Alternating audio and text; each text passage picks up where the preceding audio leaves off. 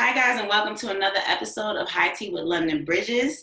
And if you guys do not know what High Tea with London Bridges is, it's just me getting high with some friends and professionals and talking about topics that I'm curious about and I feel like the world should know about.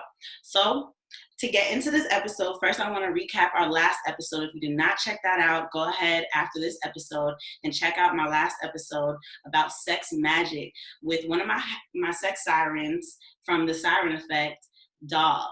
And we talk about cleansing your space before sex magic, what it takes to do a sex magic ritual, and consenting before you do a sex magic ritual as well. So check that out. And I want to talk about what I'm drinking, because this is High Tea with London Bridges. And today I am drinking pomegranate and peppermint tea. And I want to let you guys know real quick, I got my notes. I'm educating myself. Pomegranate is the element of fire and it is ruled by the planet Mercury. You know, we're doing astrology today. Come on with it. That's what I'm saying. Had to come through with it. And the magical properties of pomegranate is divination, luck, wishes, wealth, and fertility. But I'm not doing the fertility. I'm not trying to get pregnant today. Feel me? And the medicinal uses are it reduces blood pressure, it lowers your cholesterol, and it boosts your metabolism. Peppermint is also the element of fire and the planet Mercury as well. And the magical uses of it is purification, sleep, love, healing, psychic powers. Gotta read my handwriting better. The medicinal uses are digestive health, relieves nausea and gas, relaxes muscles, and reduces stomach and cramping spasms. So, cheers. I think what I'm gonna be using it for is luck, wealth, purification, love, and healing. That's the intentions I put into this tea today. You know, I got my green candle. I see. And you know what? That fertility thing, you don't necessarily have to birth babies now. You know this. Right. Fertility is more than just for children. Fertility is also to increase that money or just increase your overall energy. So let's just say you're going to be fertile, but not for children, but you're going to keep that fertility. Keep it, honey. Hi, cheers to that. Cheers to that.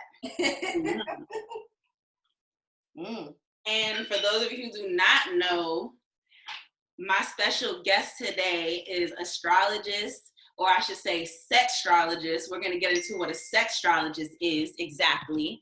And her name is Gigi Robinson. Hi. She is the creator of Kinked Up Atlanta, and she's also the creator of The Witch's Brew. Mm-hmm. So I would love for you to speak about all of that and what a sexologist is. Okay. Astrology. Like she said, my name is Gigi Robinson. I'm the owner and founder of IamLivingAlign.com. And part of my brand encompasses sex magic as well. So I'm definitely going to go and watch that podcast from last time because I want to see what y'all was talking about. But definitely it encompasses sex magic and all things sacred sexuality. So through that part of my brand, I wanted to start to really test some things out in myself, because most of the events that I do start off with me wanting to do something, and then everybody like, I want to do that too. So with Kinked Up, I was on Instagram one day, and I was like, and this was before Candy decided to do her dungeon part. I guess we probably was all feeling it as a whole, like women as a whole. And I was like, I really want to do some shit in the dungeon. So me being raw and real and transparent as I am, I got on IG and I was like, hey y'all, I'm thinking about I want to go to the dungeon and do some stuff, right? So in my DMs, I had about 15 women, no lie, say, hey, if you do that shit, I'm coming too. I want to do it too. And I was like, for real, y'all gonna do this with me? And they was like, yeah, we want to do it too. We just didn't have nobody to do it with. Boom, Kinked Up ATL. So then I started thinking about, okay, well now I got it's me plus 15. What can I do? How can I So I started coming up with names, and I'm sending out names to some of my friends. My friend Tia, who runs Sex Down South, she was one of the people who was very instrumental in pushing me to do this shit. She's like, no, you should really do it. So I just reached out, and eventually Kinked Up ATL, the name came because in my idea, it was only gonna be a one-time thing. I just really wanted us to get together, and see what kinky stuff we likes to do, you know, paddling, flogging, all these things, and then move on. But it blew up. Like a whole lot of people found out about it. And the first year I did it, we had 80 people on the first day of the event. And I was like, okay, so I don't think I'm gonna be able to just let this go. And so now here we are 3 years in, still growing. Now I'm finding ways to just turn it into where I can turn it over, meaning like I can show up like Russell Simmons, and be like, you know, hey, peace, what's up? You know, I did the event, what y'all doing? I'm out. You know, kind of like having this overseeing, curating of it, but not having to like do so much hosting and all that kind of stuff. So Kinked Up is definitely like my newest addition, you know, to my brand, but it's something that's allowing me to really find my sexuality in so many different ways that, you know, I haven't been able to tap in when I was married. The Witch's Brew, New Orleans. I'm from Louisiana. My family is from New Orleans by way of migrating into Tallulah, Louisiana, which is more northern part of the state. But I decided the same thing. It had been since Hurricane Katrina. I hadn't been back to New Orleans, and I really wasn't really wanting to go back because I just felt like the heaviness of the energy that was there. I didn't know how I was going to be able to deal with it because as a little girl, we would go to New Orleans like every year. It was like a yearly thing that we did, you know, being in the band in my hometown, or if my family just decided to go do something, we would go up there. So after Hurricane Katrina, I felt like it wasn't going to be the same. So I hesitated a while about going. And then eventually I was like, okay, I think this is going to be my year. I'm going to go back to New Orleans. And again, I posted it. Hey, y'all, going to New Orleans for a weekend just to kind of, you know, get into some real witchy shit, some magic shit, like re-tap into like my ancestors that was living there. Like, I'm really gonna do it. And once again, women was like, I want to go too. I want to do it too. So Witch's Brew from that point. So then I started talking to my ancestors about what they wanted me to do, because Witch's Brew was for me. I mean, I want people to go, but understand that, you know, you're on your own, right? So I started talking to my ancestors, like, what do you want me to do with these women? And they gave me a whole process of what it needed to be. You know what I'm saying? Since I was going with certain intentions to make sure if they were coming along with me, then they needed to make sure they had intentions, that they were, you know, keen and understanding why they're going to New Orleans, and not just, oh, it's a girl trip, let's go hang out. Nah, it ain't a fucking girl trip. You can go to New Orleans by yourself and do a girl trip. This right here, we tapping into some stuff that most people are afraid to tap into when we go to New Orleans. So that's Witch's Brew. First of all, I love the Witch's Brew. I love the idea of the Witch's Brew. I was supposed to put my thing in, but I'm still writing my thing. I'm still writing it. I'm still writing it. I know it's too late, but I still want to write it because it's a letter to your ancestors. So I still want to write it. I still want to send it to you. I just realized, you know, because I didn't get it in time, it just was not time for me just yet. It's just, divine timing is a real thing. There you go. But I have been to one of your Kinked Up, well, two of your Kinked Up Atlantas now. Mm-hmm. I've been to the first one I went to was last year. I went with Tayomi. Okay. Mm-hmm. And that's how I found out about you. I was like, okay, I like this. Tell me about her. And then she told me you were an astrologist. And I'm like, okay. It was really dope. Jet Setting Jasmine and King Noir were there. A lot of people were there. Mm-hmm. And I learned so much because I'm tapping into kink and the BDSM world as well. Mm-hmm. And me being an exotic dancer, I've always, you know, tapped into it with my customers. I had, like, you know, white customers that wanted to only be dominated by Black women in the club. But, you know, that was just, you know, a taste of it. And I didn't really learn about this world until I started Blunt the podcast, where we elevate the conversation of sex and cannabis. Mm-hmm. And I started interviewing people like King Noir and Jet Setting Jasmine. I interviewed Tayomi. I interviewed Goddess Amina. Just a whole, you know, that whole circle. Right. Circle. The crew. The squad, all that. Yeah. So it opened up my eyes because you see things like this. You see things like astrology and witching and even, you know, BDSM, and you only see, you know, white people doing it, and you don't really see people of color really, you know, loving it, and we love that shit. Yeah. So one, I want to say thank you for creating these events for us, for people of color, and creating the Witch's Brew for women that can be in a safe space, because a lot of women want to learn about tapping into their ancestors and practicing magic, and a lot of us don't know where to start. And a lot of us, when we first start off, it's not always the safest route, because you have people that want to take advantage of you through your spirituality. Yes. So thank you so much. Yeah, no, you're welcome. And and where the term sexologist, sextrologist came up from, actually from Mo. I know you know who Mo the Muse is. And so we was just talking, and she was talking to me about, somebody was coming to her for some astrology stuff, and they were just really talking about their sex energy was low. And she's like, oh, well, you should go and see my sextrologist. And so she randomly said it to me. I was like, oh, I don't think I've ever put those terms together for myself. Like, I'll tell people I do sacred sexuality and I'm an astrologist, but I never like merged it together. So from that point, I was like, okay, well, Mom, I'm gonna just start using it. Thank you for the title. You know what I'm saying? But it's literally me merging the idea of people understanding that we can do so much astrology, right? When I first started the business, I started the business in 2012. For the first 4 years, I realized that I was doing sessions with my clients and they were doing really, really well for like 6 or 7 months, right? On the 8th or 9th month, it was like nothing that I taught them 6 or 7 months ago was there. It was just like they completely, but the core of what was going on was usually something tied around their sexuality. And I was like, hold on a minute. What I'm saying is I can't deal with the crown chakra and try to drill you into your mind about who you are, how you are, where you came from, ancestors, all that stuff, if I'm not dealing with the core fact that you are a sexual being, and most of us have PTSD and we have some type of energy that's going on, like sexual blocks in some kind of way. And so I was like, okay, so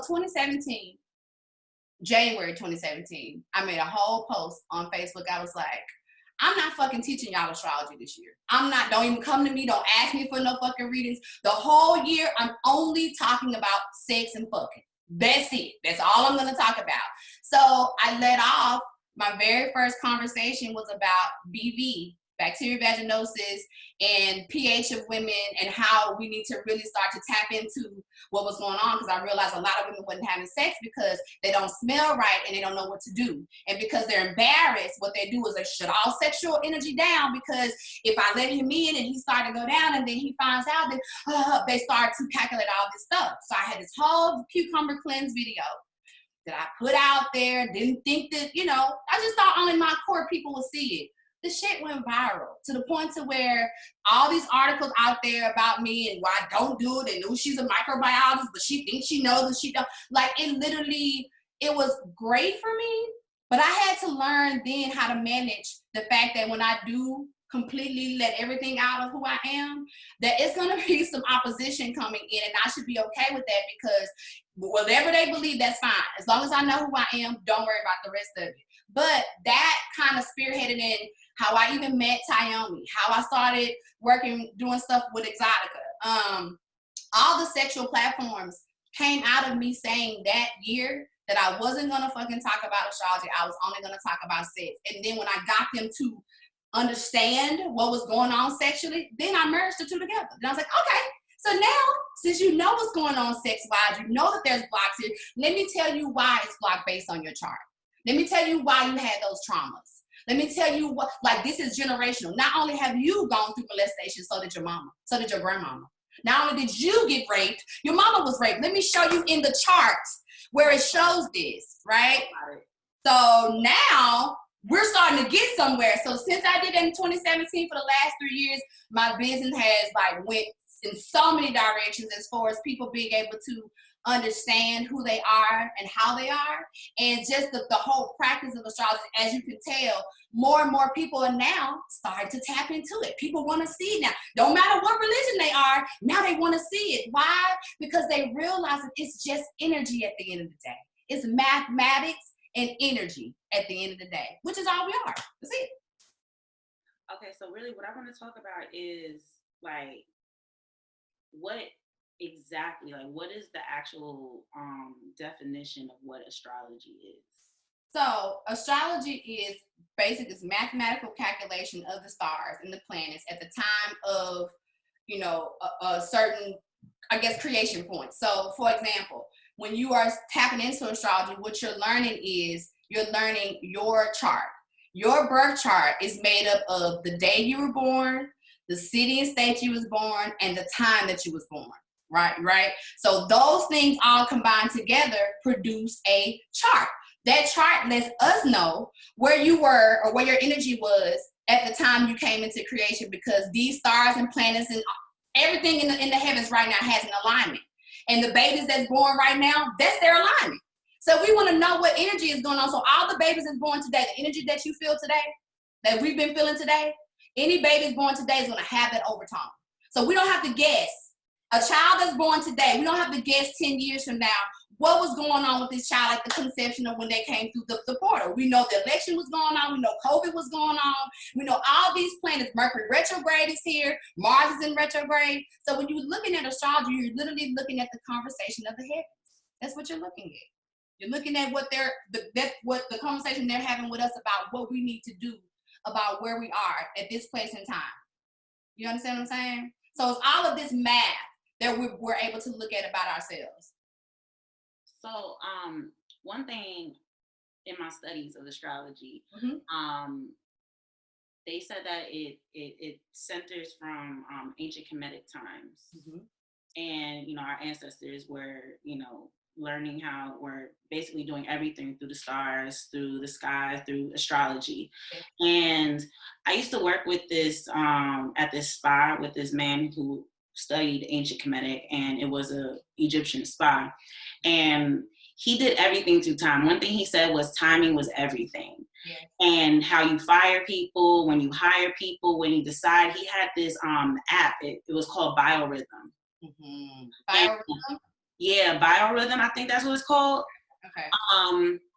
And it literally, you put your birthday, you put the time you were born, and it literally tells you what you're going to be feeling for that next week. Your biorhythms, it shows you, like, so he won't fire people if like one of the rhythms, the emotional rhythms, are really low, because that could promote you know, anything like suicide, anything that could happen. So he's like, I'm not going to fire you.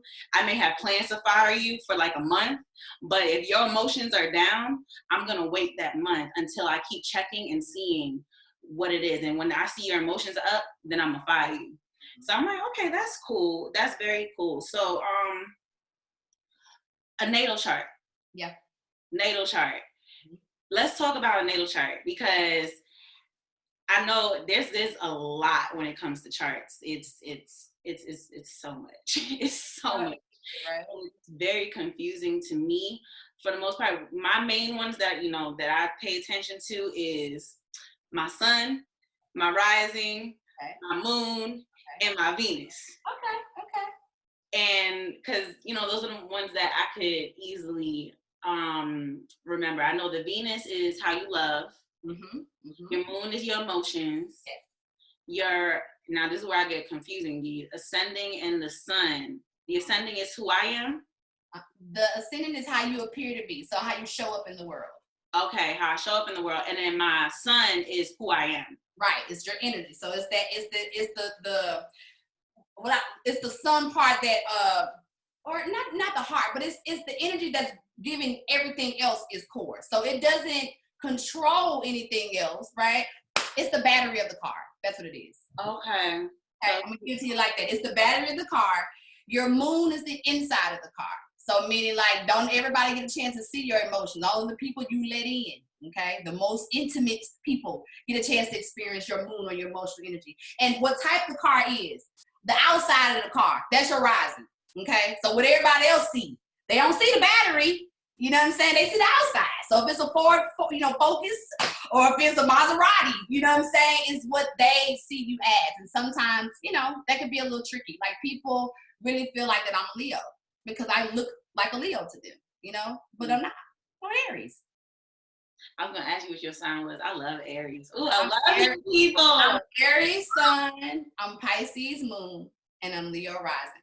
Am I able to share my screen? You know? I think so. So, you know, I don't know. No, it's disabled. It's okay.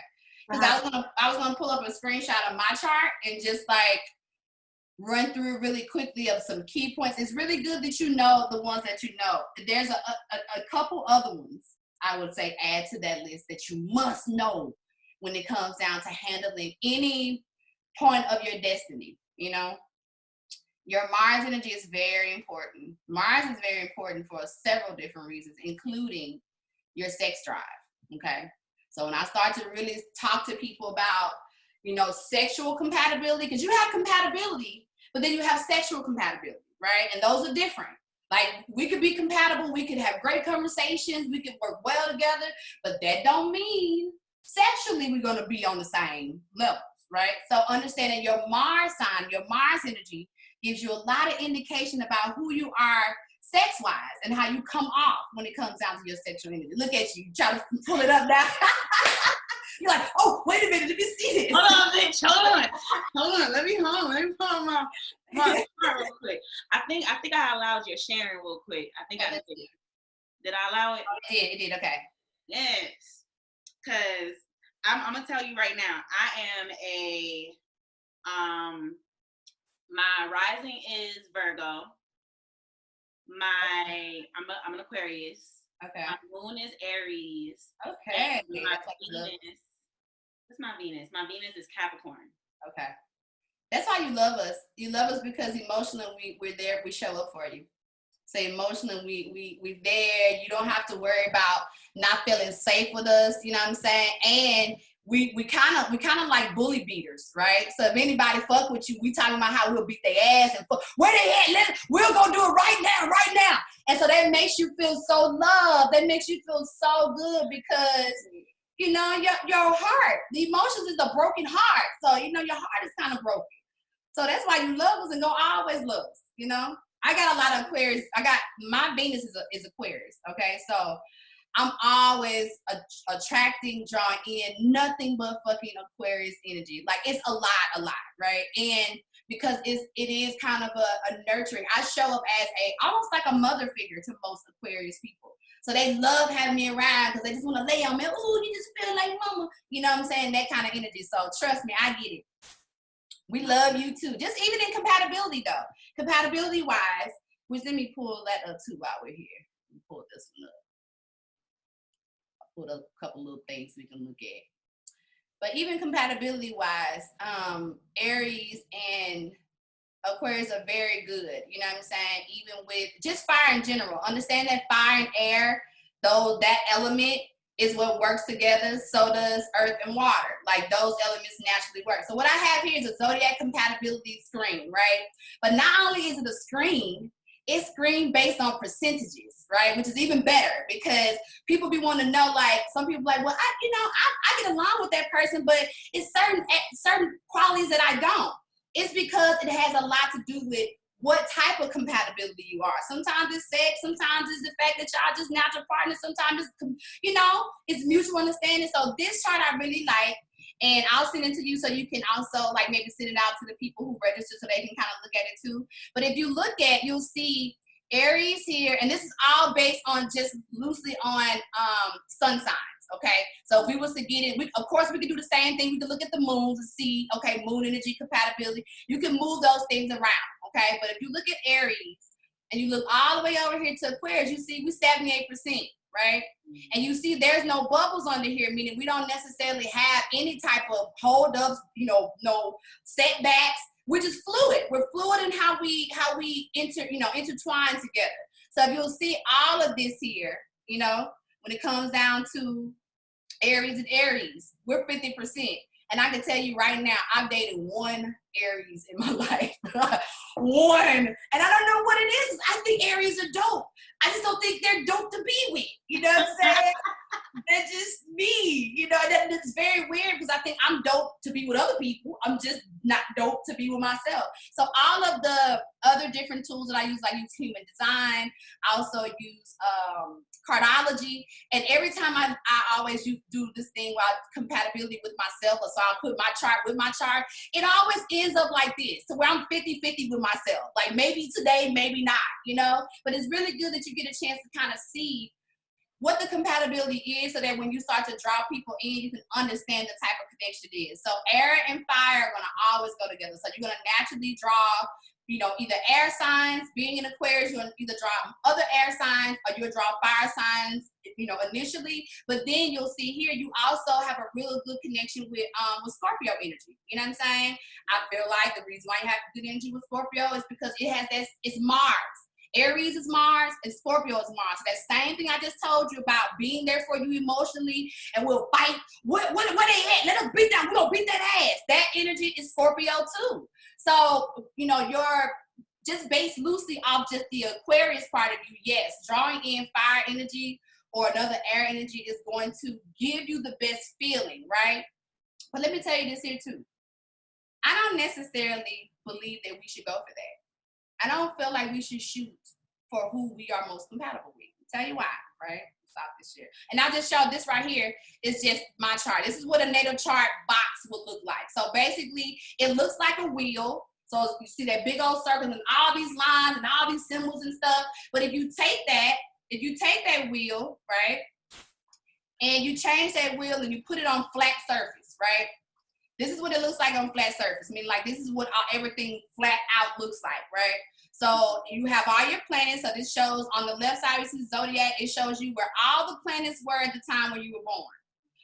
And it also shows you the sign that you were in when these planets were here. And then it gives you these 434. These are the degrees. Every sign has 30 degrees between the next sign. So 0 to 30. So these numbers are not going to go over 30. You'll see my Virgos at 29, 59. I'm pretty much already into Libra, but that's another conversation for another day. But that's what these are. These are degrees. If you see R beside it is retrograde. Look how many retrogrades was going on, y'all, when I was born.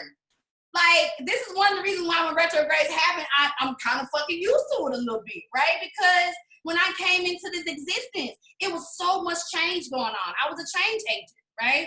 So these are some things you can look at and you can naturally see in your chart that tells you. The other area outside of Mars that I wanted you to really look at too is Saturn. The reason why Saturn is so important is because Saturn is your structure, right? It's how you acquire everything. Not some things, everything. If you don't put Saturn into perspective, the chances are you're going to be mad a lot. You're going to be angry. You're not going to get things accomplished because Saturn makes sure that you hold responsibility for two things and two things in particular, right? For the legacy of the family, all right? Meaning you're here, but you are here for the next 3 generations past you. So it ain't just about you, okay? That's the reason why we got to understand that, yeah, we do have to understand that we have to tap deeper into what's going on, but also keep in mind that whatever you do or don't do affects the next 3 generations behind you. That's whether you have children or not. It ain't just about the kids, right? The other part of it is business, right? We all came here with some type of business mindset, whether we do it or not.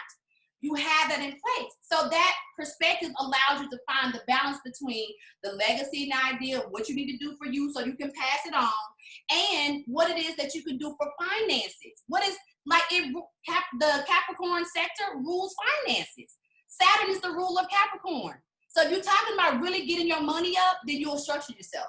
You will make sure that you have things in place. Now, you being in Aquarius, Saturn is one of the rulers of you.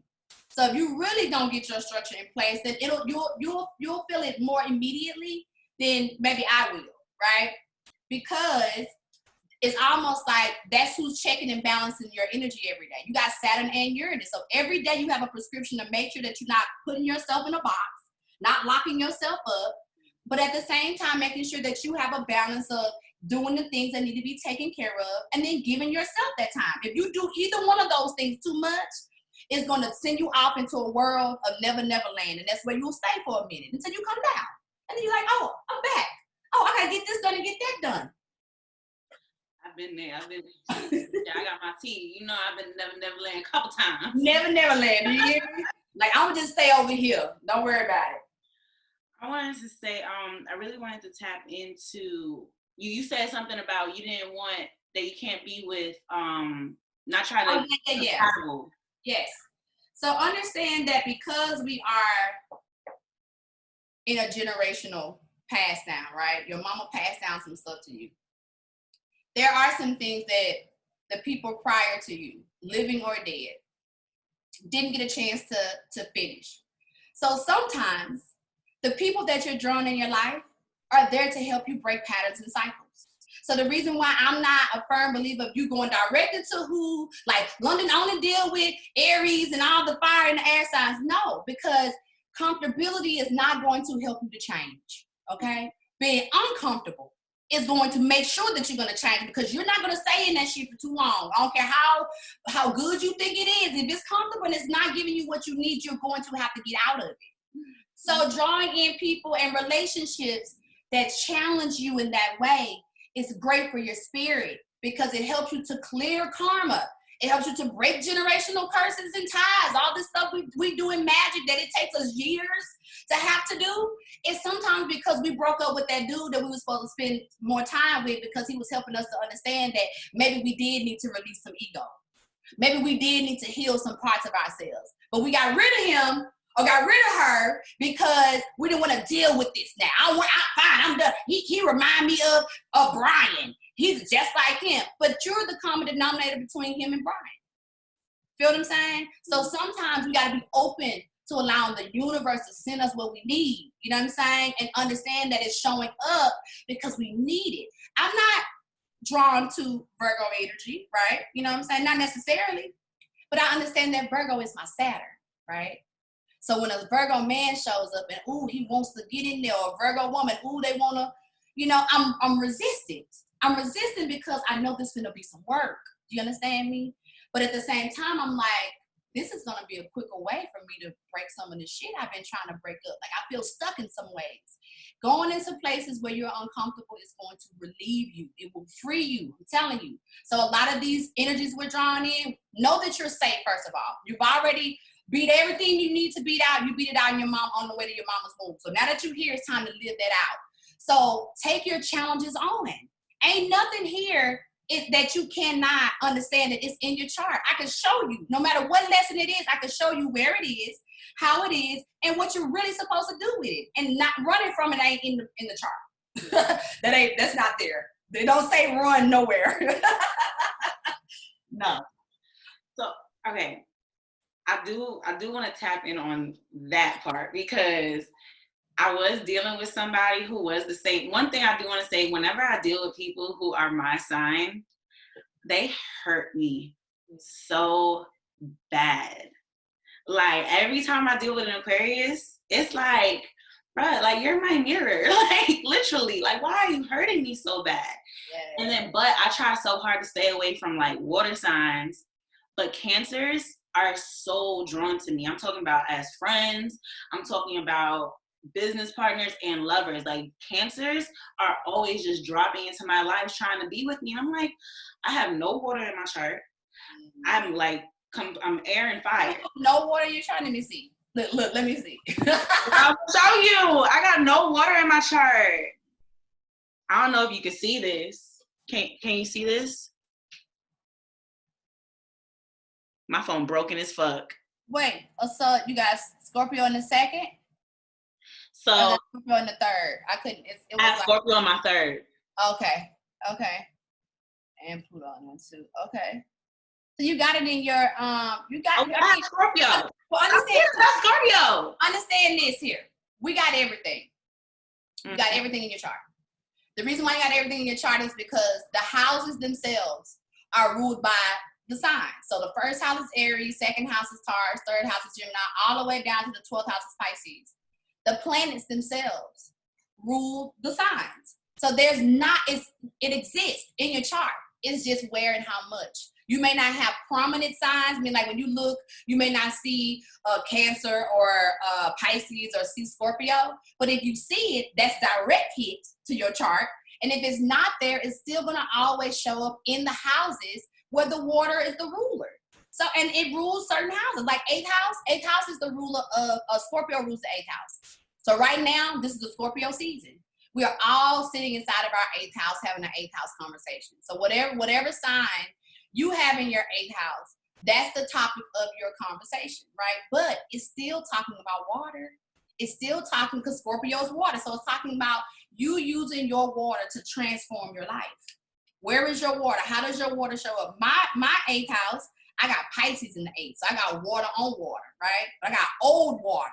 I got old shit that I'm not letting go of, issues surrounding past in my eighth house. So every time Scorpio energy comes around, my parents become the topic of the conversation. The reason being is because they are the past. They are the old parts of me, right? Also, both of my parents are Scorpio risings. So they directly, again, sit in my eighth house, helping me to change family ideas, family constructs. That's water. You feel what I'm saying? So you may, in the eighth house, you may not have a water sign there. Let's just say you got Taurus in the eighth, right? You still having a conversation with water. It's still about now your values, what it is that you hold value, your stability, what you see as riches, what you think balling out is, right?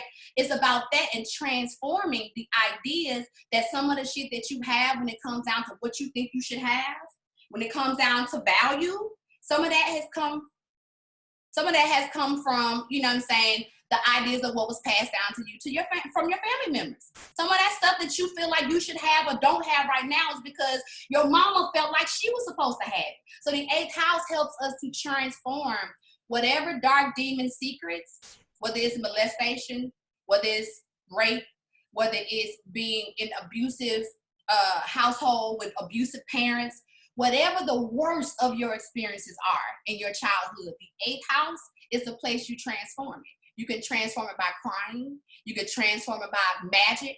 You can transform it by sex magic, because all of that is eighth house stuff. So talk about what houses are. What exactly are houses? Because I've always, like, you know, seen the eighth house, the sixth house, the seventh house. I'm like, I don't know what the fuck this shit is. Okay, so it's school. So your planets are your gifts and your talents. Your houses is you going to school and learning how to use those gifts and those talents. Okay? Say it again. Your planets are your gifts and your talents and everything that make you up. Your houses is how you exercise and how you use them. Okay? So literally think about it as school. First house is first grade. It's teaching you your personality, how you show up in the world, how you want to look, your appearance, everything that's dealing with your head perspective, right? Well, we're going to second grade or second house. Now we've gone into the Taurus conversation, which is your values. What do you want? What do you have, right? What do you see of value? What does being taken care of looks like for you, right? And based on what you have, your gifts, is how you're supposed to use those. I mean, you already have a lesson plan based on what's in that house. So in your first house, you're a Virgo, right? Mm-hmm. So your first house Virgo is about, number one, working with others. You're going to, even when you don't want to work with people, you're going to draw people to work with. Why? Because the overtone of what you look like, your head says, I'm here to work. What are we working on? Does anybody here need to work? Anybody needs to understand? Anybody needs to break things down? Virgo breaks things down. So when you go to first grade, right? When you come into your first grade of school, when you walk in the door, you have an Aries teacher. It's Gigi. I'm in there. I'm like, hey, Lily, come on in. Take out your Virgo book, because you're going to learn about Virgo. You're going to learn about how to appear and work the energy of the Virgo. So you see what I'm saying? So houses is just how you learn how to be what you already are. It's just school. Okay. So we're going to talk about this love shit now. Yes, please. Because, all right, let me see. Your Venus is where? My Venus is in the fifth house, Capricorn. Mm. Does it have a number beside it? Does it give you the degrees amount or no? Oh, no, girl. This. Okay. No, ma'am. Capricorn and Venus, all right? And it's in the fifth house. Yes. All right. So first of all, anytime we're dealing with Capricorn energy, Capricorn is that Saturn stuff I was telling you about earlier. Remember I was talking about that structure? And make sure you have structure between the family identity and the business, right? Mm-hmm. So when it comes down to you and love, right? The thing is the way that you show up in love. You desire partnership that understands your need of wanting to have family, but also being a businesswoman and being a mogul. And if they cannot understand that energy, then when it comes down to how you give your love, it's limited. You'll still share, show up, but you're not sharing all of you because your desire is those concepts move together. Now, how they are expressing the fifth house is the stage, right? So you want not only this relationship to show up, he got to be comfortable with being on stage with you and being seen and doing all the things that comes to deal with what this looks like. You want to show your relationship. You want to show how this energy is, right? And the fifth house also rules children. So it's also about that, wanting the kids, or wanting the idea of what children look like in this family idea. So in your mind, you already have scripted out and drew out what this family idea looks like to you. Okay? You've already scripted out. That sounds just like me. Read me. Shit. You sound just like me. Yes, I want the kids. Yes, you gotta be on the stage. Yes, you gotta be okay with me being a boss ass bitch. Yes, and being confident in who you are and what you do is not taking away from his energy. You know what I'm saying? Like he's gotta be as big as you are and not this toned down level. Anybody that you meet that's questioning who you are and how you do, if he ain't your biggest cheerleader, then he's not the one according to how your Venus shows up. So I wanted to, I've done some research on erogenous zones in astrology. Okay. So, and I seen on your page, I think you posted something about it a while back. I was stalking your Instagram. I was stalking that shit. And I know you, I think for Aquarius, we are ruled by the ankles and the calves. And I'm missing one more. This whole area here. I love that shit. This is all Aquarius energy. Okay. Yeah. And so the reason why that matters is because depending on how your Aquarius energy shows up, I told you my Venus is in Aquarius, right? So if I'm having a hard day where I'm not being understood, because that's another key word for Aquarius energy, you got to be understood. You can't understand me, it ain't gonna work, right? But let's just say I'm having a low level of receptivity on understanding. If I take some good coconut oil, or just get some good mixture of whatever, and I just start to really rub this part of my leg, I instantly start to feel better. The reason being is because understand your body is also wired to your makeup, your chart. It's wired together. And because it is, our bodies are sending out signals. So I love talking about medical astrology because I'm a scientist. My background is in microbiology. I'm a microbiologist.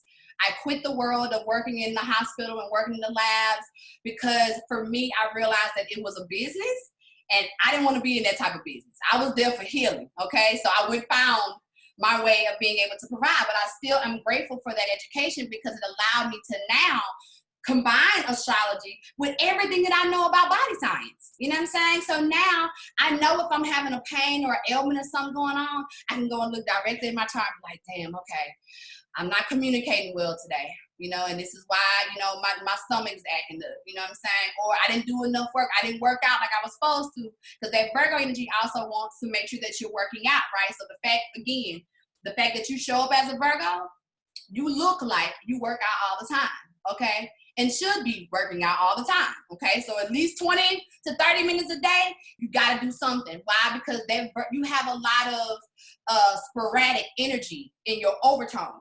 And so if you don't do something, right, it'll start to feel like something is going on, but it's nothing going on. Just like symptoms that are not really there. So if you was to go to the doctor and be like, oh, I feel like this is going on, they'll check and they'll be like, I'm sorry, we don't see nothing, we don't find nothing because it's not real. What it is the energy that you're not expressing out. That's a Virgo thing. So sometimes when I don't use my Virgo energy, my fucking digestive system would just get off. And I'm like, oh man, I didn't work out today. I didn't do that little thing that I needed to do. So understand that the medical part of you, your body is also responding to your chart. That's why it's so important that you know it. That makes sense, because I'm a hypochondriac, like, fuck. Yeah. I'll be like, oh my God, like, there's something wrong with my titty. I have cancer. Like, I have cancer, but meanwhile, I really just need to run. Yes. Meanwhile, you just need to do that. Okay. That's terrible. Oh my God, I need to get better. Yes. Oh my God, I didn't even, that's crazy. That is crazy. I know. And so every day, I started this text community about a month ago, right? To where like people, text me. And so I send out these astrology reports every morning. And so on top of it, I add the medical astrology in. And what be so funny is because when people text me back, they be like, oh shit, my arm is hurt today. They go, oh, I didn't know that's what it was. So it'd be so funny that people are starting to connect that is unused energy, right? Or the gifts. Remember I told you your planets are your gifts? When you're not using those gifts, when you're not going to school and learning how to use them, they send out signals to your body. So the fact that people are not catching it, they're like, oh man, I didn't think that. You don't necessarily need a doctor. You are literally your own doctor. Now, I'm not saying not to get no assistance because some of us need to learn ourselves a little bit more. But what I'm saying is all of the signs and symptoms that you're having is correlated and connected to something. So you know exactly what's going on with you. You know what I'm saying? Mm-hmm. Okay, so when you're dating somebody, right? Uh-huh. Wait, hold on. Let me get these questions out right because, like when you're, hold on. Trying to be, no, freaking. I mean, because you already, so I just really want to know, because now it's like, now I'm confused at this point. Okay. Now I'm confused about the whole dating thing, because I'm thinking I'm going to try, because I'm going back to the whole, you don't want to date somebody who is completely compatible to you. So how do you find out who the right person is for you through astrology if we're not going to try so hard to fixate on the compatibility aspect with the charts and all? So what I just heard you say was, who's the perfect person? That's what I heard you say. You feel what I'm saying? Like, who is daddy? And what I'm saying to you is, you're the perfect person. That's number one, okay? If you can grasp that concept that you are the perfect mate that you have been waiting on, even if you're married, you're still the perfect mate that you need for yourself.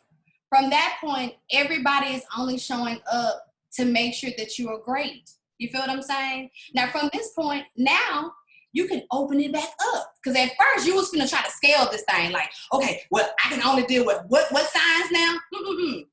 Open that thing up. Because now that it's open, when people show up, what you're going to do is now say, hey, well, what's your sign? Then you can go to your chart, right? Find out where they are on your chart, and then you can know why they're there. So now, you don't have to be thinking that everybody that's coming in is the one. You're going to know the one. You feel what I'm saying? Now you know there's many coming in, and they may not all be there for you to fuck. They're not all there for you to have relationships with. Some men are just there to show you how to be treated. But because you're looking for the one, you're missing out on the opportunity to receive. You feel what I'm saying? Mm-hmm. So open up to receiving everything that is yours until the compatibility that's supposed to ride with you for however they're supposed to ride for you, long they're going to ride, is going to show up, and it's going to be obvious. It's going to be obvious in how they present themselves. You feel what I'm saying?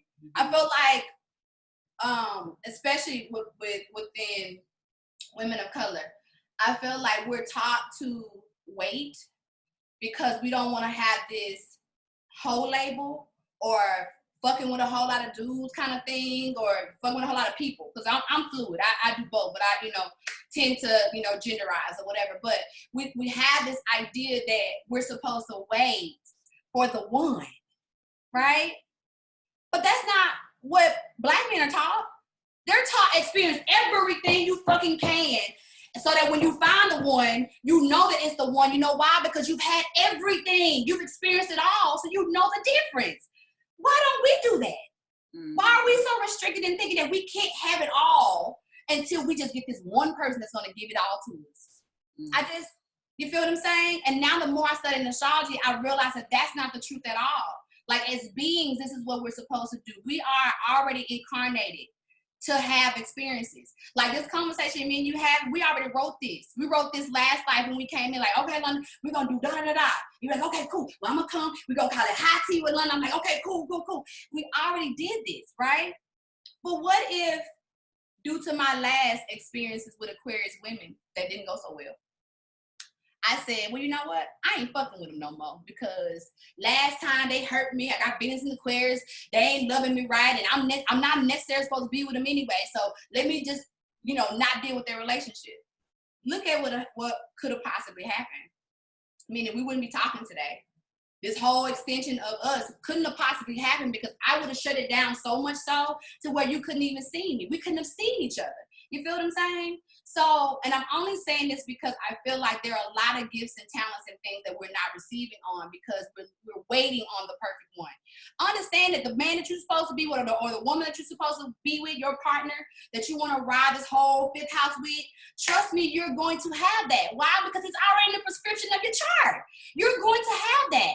But it's what you're going to do until then. Mm-hmm. What are you going to allow yourself to do and have and be until then? Mm-hmm. And that's where this compatibility thing of, well, I can only deal with this and this shuts those things down because there are other people that have things for you that are not your husband, that are not your wife, that are not the people that you're supposed to ride this life out with. I do want to say I'm one of those people. I'm dating for the first time in my life. Okay. Like for the first time ever in my life. Mm-hmm. And because I'm one of those people, I try to date, but then I get snatched up. I'm living with the person immediately. And I don't have no intentions on doing that, but then they're like, oh, you know, where you going? Like, I'm going home. They're like, your home is here. Right, you live with me now. All right, then the home is with you then. I'm living with you. So this is the first time I'm actually deciding to date. And I am healing from a trauma right now. So I'm definitely trying, like, now I'm like, okay, after a year of healing, I'm allowing myself to get out there and pick and choose who I want. Yes. You know, I'm out there, I'm dating, I'm trying new niggas on. I'm trying people on, seeing who I like. I'm dating with intentions. Yes. And that's what I will say. Fuck the compatibility. Throw it out. Mm-hmm. Date with intentions. Know what it is that you want to receive in that moment, in that now. So if that is you want, to be taken out for the next month, every Friday. Have that in your mindset. I'm looking for energy that's going to show up, that's going to want to hang out with me every Friday and take me out. We're going to have a great lunch day. That is just that simple. I think we don't understand that intention and manifestation is so simple that we're like, that just can't be it. No, it is. Because in your mind right now, or in our minds, we're constantly producing and manifesting, and we don't know it. So if you start to gear it now, you start to own it, oh my God, the amount of things that come in. So that is what I would say to everybody. Focus on what your intention is. Then your compatibility is going to be easy peasy. It's going to be easy. Right now, my intention is just receiving. Like, mm-hmm. I'm always giving, and I always give my all. And, that probably has to do with all my charting and all that, because I give everything. And I'm very loyal and very, because I'm a fixed sign, once I choose somebody, It's like, you're mine. Yeah. What are we doing? Yeah. So I'm really trying to make sure, like, I make sure who I'm dating and what it is that I want. And I'm communicating. Communication is so big for me right now. And I'm communicating, like, listen, this is what I want. Like, if I am somebody who's just learning to tap into my feminine energy. I've had a lot of masculine energy that's surrounding me living back in New York. Okay. All of my friends are men, with the exception of 2 of my best friends who are women. But they also hold a lot of masculine energy as well. And so now I came out here and I've been surrounded by a whole bunch of women. This is the most amount of women I've ever been around in my life. It's so much. And I'm like, it's nice, and that was one key to my healing, was being around a lot of feminine energy. And I'm realizing, like, if you are not in tune with your feminine energy as a man, at least a little bit, give me that softness that I need, that passion that I need, you're going to have to allow me to date women. Yeah. Either we going to be a couple, be a whole happy family together. Right. Or you got to let me have my wife outside. Right. But if you give me what I need, then, we cool. But most of the time, these men, they can't. Yeah. So I'm going to have that feminine energy, and you're going to have to be okay with it. And don't lie to me just so you can have access to me. That's a big thing for me. Yeah. I'm learning a lot of people are lying to me just so they can have access to me. Yeah. And that's the beauty of me dating right now. Because I'm like, no, you're not for me. Yeah. Yes. But my ancestors step in a lot. a lot. They step in a lot. They make explosions a lot. Yeah. But right now, I'm tapping into a Sag right now. I've dated a Sag before. Sagittarius are fun. It's gonna be a challenge. Everyone says that. Okay, Aquarius and Sag is a challenge, baby. But it's good. It's a good challenge, you know what I'm saying? In the ways of it's very intellectually stimulating, you know what I'm saying? So the mindset's definitely there. The potential for travel and to go and see things together, that's definitely there too, you know what I'm saying? Spiritual connection is definitely there, you know? The only thing I will say is be mindful of the secrets on both parts. Make sure that you're being very clear and very raw, okay? Because I'm telling you, Sag is the whole, listen, they got all kind of motherfucking secrets, yo, but so do Aquariuses. They have a whole lot of secrets. So this is the battle of the fucking secrets, okay? And that to me is when I see them explode. It's usually when a secret tends to come out because they're not feeling as comfortable with sharing or whatever. Out of all the intimacy, all the depth, all the conversation, all that stuff, still there has to be some level of grounding, you know, like established. So just talk about the fact that, hey, let's talk. When we have these days, I want to be able to share stuff with you, you know, and kind of see that, you know, you can kind of coast that energy in. Because otherwise, you're going to be sitting there in the back of your head like, it's something you ain't telling me, yo. What you not telling me? And I'm clairvoyant as fuck. Yes. And because of my, like, the way that I'm, like, protected and guided, even if I say, like, I don't want to know, please don't let me know. I don't want to know. My ancestors would be like, I'm letting you know. Like, they just going to throw it out. They're just going to be like, here you go. I'm just like, what the fuck? I liked him. Leave him alone. I wanted this. We was like, no, time over. They're like, time over. Time to move on. I'm so mad. I have a Sag tatted on me right now, and I mean, I stressed him out, but you know, that was when I was in high school. That don't matter. That don't matter. So let's get into. I want to get into the question and answers. Okay, come on. Because I'm seeing some people asking questions right now. Okay. One person asked about pregnancy. Okay. What about being pregnant and having another human being and their energy colliding with yours? This whole Aries baby is whooping my Cancer ass. Well, you know, understand that we incarnate children come here to help us too. They're our biggest lesson, right? Because they are the forward us. They are the conjuring of all the things that we think about and how we're processing, how we want life to be. They come out as a real example of that. I will say that an Aries energy or Aries child and a Cancer mama, cardinal energies, they're both cardinal energy. So it's very intuitive, you know what I'm saying? So a lot of that energy is stop. You don't have to necessarily talk to communicate with your child, okay? Y'all can communicate in so many other ways, right? But also Cancer, you're going to have to let that baby do, okay? Let that baby be free. That baby don't need your over coddling and your want to do over too much, because that's what the Cancer is. The Cancer wants to nurture. The Cancer want to like hold on to the baby. And this Aries is like, let me free. I don't want to repeat the cycle. Okay. So this baby is coming. It don't want to be like more Cancer energy tend to be more homebound, want to stay at home, do things at home. But the Aries energy don't want to be that. So this baby is coming to show freedom and help with some idea surround freedom and feeling. I want to add about that person because that person's birthday is June 21st. Okay. I say that she's a fucking Gemini. Well, she's on the cusp. You know, that's really cusp energy. So she's definitely actually both.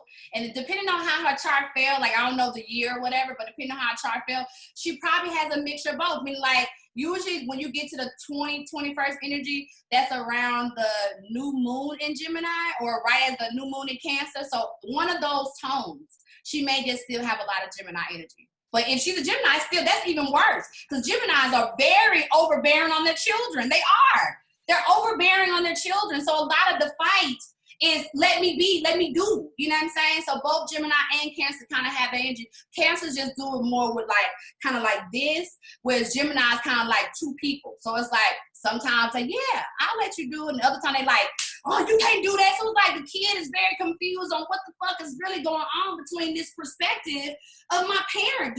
Am I free or am I restricted? It's kind of that kind of an energy, you know? So technically she's 3 people, because she's a Cancer and 2 Gemini. There you go. Absolutely, because she's on the cusp.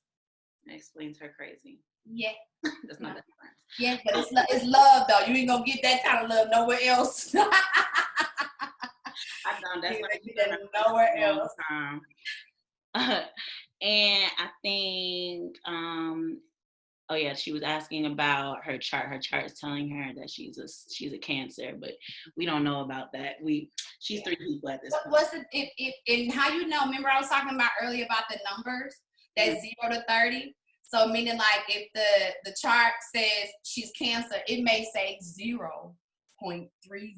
That means she right on the line. That means when you stepping out of Gemini over into Cancer, that's what she is. She still got 1 foot behind her. It's still kind of on the line. Depending on what the degrees is, that what it shows. It shows how close to the line that she is when it comes down to the Gemini and the Cancer perspective. But if she's on the 21st, she's just definitely a cusp energy. She's both Gemini and Cancer.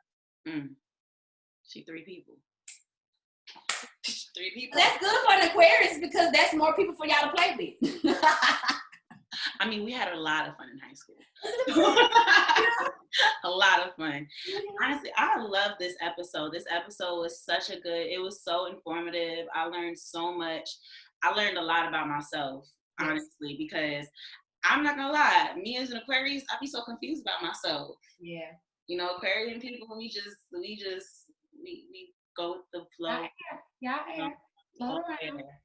So, but now I know exactly why I'm so, I draw so many Aries into my life and why I love them so much. I really do love that aggression that y'all have for me.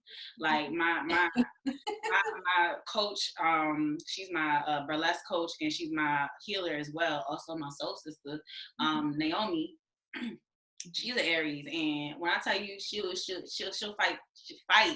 She tell her about something and she don't like it. She's like, I don't like them. I will look at them with death in my eyes. I want them dead. And I'm like, but I just was venting to you. It's like an ancestor. Like she's gonna be my ancestors. So I do love that Aries energy, and you know my god baby gonna be an Aries. So. Oh, okay. You projecting that your god baby on the way. My god baby on the way is an Aries. She's trying to be a Taurus, but that's not happening. It's an Aries. That's fucking Aries, okay? You're gonna be an Aries, like I said. I'm talking to you. Fucking Aries, okay? Yes. So, but this was a really wonderful episode. I thank you for taking your time out to have this conversation with me, to educate me and, you know, the people out there. Why don't you close out by letting us know what you have coming up and, you know, your platforms, social platforms, all that stuff. Yes. Well, I do a monthly moon class, kind of like what we just did today, which is we talk about whatever the aspect is for that month. And I show people how to use their chart every month to really start to incorporate it into their daily lives. Not just looking at astrology as, you know, something to pick up and put down whenever you want, but really starting to use it on a day-to-day basis and how to make your life the best that you possibly can. And I do that on the full moons of every month. So the next class is coming up. We just had the Scorpio class. We're having the Sagittarius class that's coming up on December 3rd. It's only an hour. It's from 8 to 9. We get in and get out. I don't hold too much of your time. I just want to get you to understand what you need to be focused on for the month. And that's every month. So, you know, and I also have playbacks too. Like, so just in case you missed the class, you can always go to the website and get it. The event that's coming up is Kinked Up Atlanta Weekend. So what we just did was the virtual event for Halloween this past weekend, but it was also like a precursor to what we're doing in February. And so I'm really excited about that. It's a 4-day event. We have 1 whole day of education, a whole day of being in the dungeon, a whole day of sacred sexuality, and a whole day of us being pampered and getting the bruises out that we got from the dungeon on Friday. You know, so it's Reiki and massage therapy and reflexology and all things juicy on Sunday. And then I usually cook some good Louisiana food too as a meal for Sunday to kind of really nurture people back into, you know, to grounding before I send it back into the real world on Monday. You know, so that's coming up in February. It's Valentine's weekend. decided to kind of switch it up and kind of change the energy due to COVID.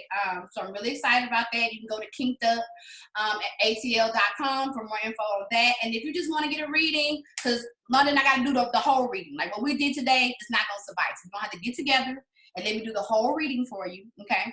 But if you want to do a reading, you can also go to IamLivingAlign.com and click on sessions and come and get a full natal chart and let me give you a whole different perspective of how to look at yourself, you know, and what you need to really do with your gifts moving forward. And that's what I love to do, you know. So whether it be that, or if you need a astrology reading, that's me helping you to understand who you are sexually and how you need to move through that in your chart as well. You can also go to IamLivingAlign.com. If on social media, it's I Am Living the Line on everything. Okay, so just type in Gigi Robinson and it'll all pop up. Okay, perfect. Again, thank you so much, and I'm looking forward to that event in February. I'm definitely gonna be there, and I'm definitely gonna hit you up for a reading, and I'm gonna record that shit too. Yes, you better. Oh, it's already recorded. When you, you don't have to worry about that. When you come to get the session, I automatically record it and send to you. Hey, no more. And yeah, so thank you so much, and peace and love, everybody. Welcome in another episode of High Tea with London Bridges. Bye.